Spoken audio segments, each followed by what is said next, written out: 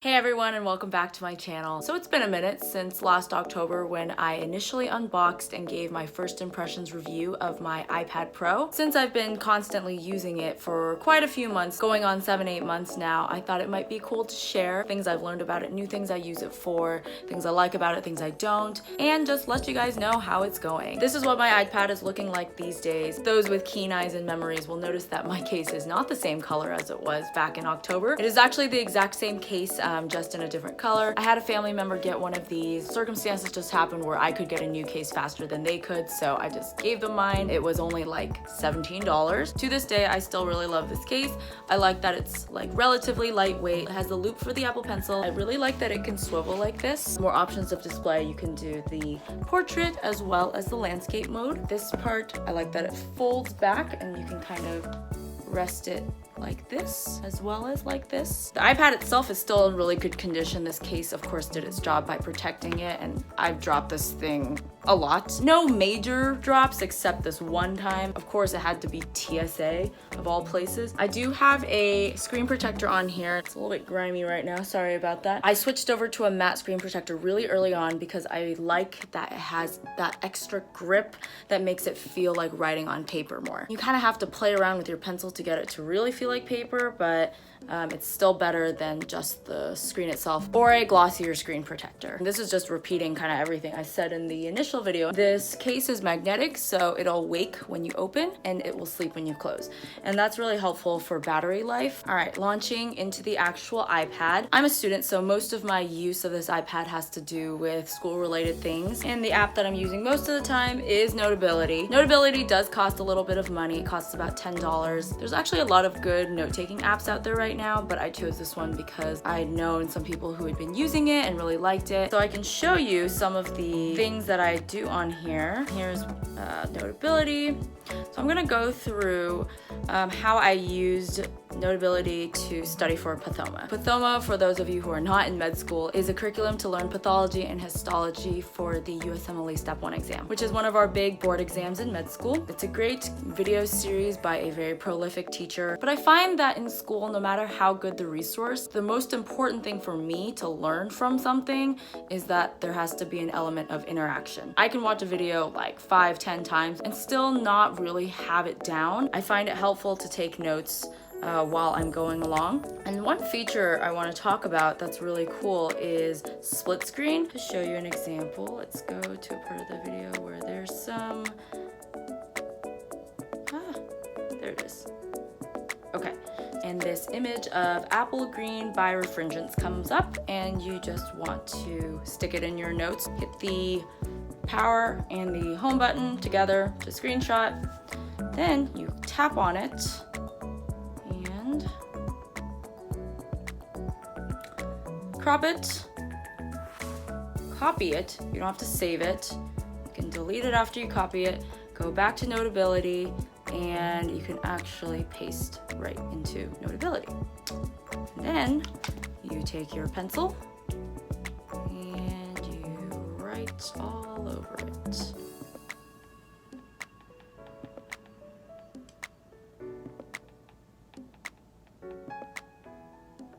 I just think it's a really cool way to incorporate diagrams really quickly in your notes and just be really efficient at note-taking. I also use this method when taking notes just for class. I'll get a syllabus or an online textbook. I'll just grab some images, stick them in my notes, addend them, and then all the information can be in one neat place. I've also been using my iPad for when I go into clinic, when I do shadowing in clinic, when in the hospital. These are just some examples of notes. I was doing shadowing in dermatology. In my learning process, didn't want to just have photos to look at. Images are helpful and they do appear on board exams. Being able to just draw even when there's no image, it really helps me to synthesize information in a way that I'll be able to recall later on. Real quick, the tools that I used for that, let me just show you. We have a lot of colors on Notability. The pencil mode is just kind of solid color.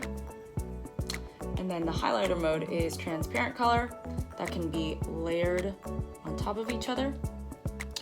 And so what I did was just got creative about like things like if there was an erythematous base, that's what it was, but the lesion itself is more brown. So something like that. Other stuff that's useful about it, you can move stuff around. When you erase by stroke. You don't erase just by like part. I like that you can obviously like copy if you want, like, oh, there's a lot of lesions.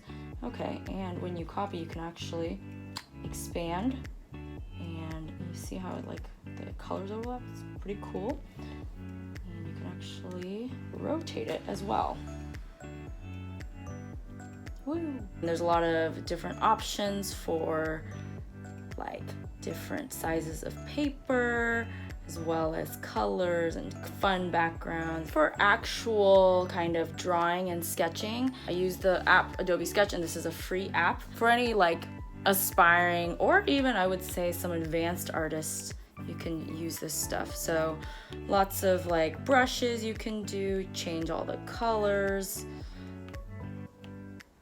This is like painting. The other one was more like watercolor. And then erasing on this is not by stroke because we're doing art and not taking notes.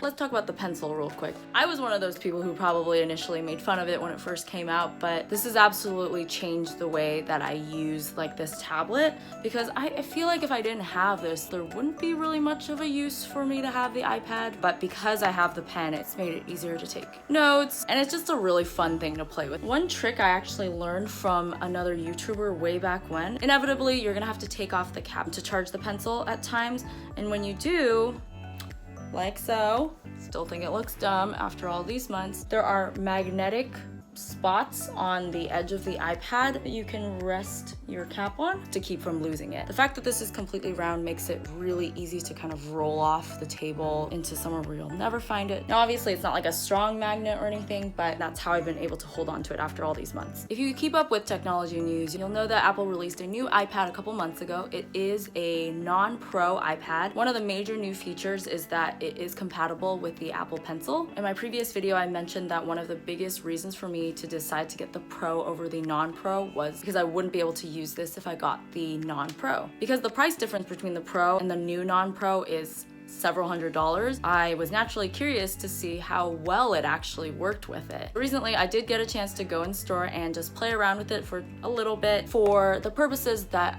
I and many students would want to use this for, which is just kind of that basic handwriting note-taking function. The use of the pen with the new iPad is pretty dang good. I sensed a little bit more latency time on the iPad non-Pro versus the Pro. I feel like it's something that you could get used to and wouldn't really bother you after a while. It's not like I've done any like comparison studies or anything. I'm sure those are out there somewhere on YouTube. Performance-wise, I think there definitely is a difference. It doesn't seem as smooth of a processor, like as fast of a processor to me. And I also don't like that the bezels, like the edge of the screen, they're not as slim as the Pro. It both makes the screen space smaller and it just looks kind of dated because it resembles more of like the older iPads. But again, like saving a few $100s on this machine. If you're a student, hey, it might be worth it. So I recommend you check that out before you kind of commit to buying this one. Other last minute things, battery life on this thing is great. I can use it pretty much all day long for clinic. The Apple Pencil probably wouldn't hold up to like a full day's worth of use and can be very easily charged very quickly on the iPad itself, which is a huge bonus. So in conclusion, this is a piece of machinery that I am still really